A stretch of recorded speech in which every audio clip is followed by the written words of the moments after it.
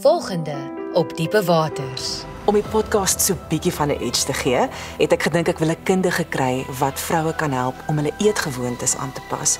Ek kan vir Theresa vra. Miskien moet ons iets doen om ons aandag af te lei, om die baie bietjie ligter te maak. Sal Giovanna okay wees hiermee? Dink jy hy gaan volgende week net so groot saak maak van ons Barry event? Ek seker hy sal.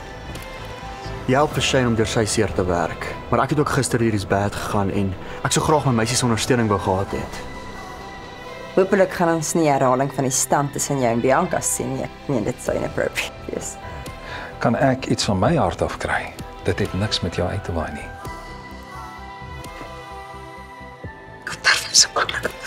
Ek wil dit uittrek nie. Sy plek is soos 'n bachelor pad.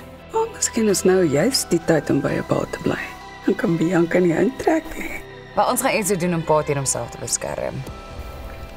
En ek dink ek het net 'n idee hoe.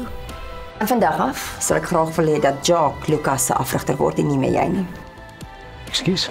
Ons weer is 'n verhouding. Ja, ek het daar in die publiek gesien. Ek doen dit nie met enigiemand nie. So net ek word in die geheim gesoen. Ek het net gedink of ons nie by my pa kan bly nie.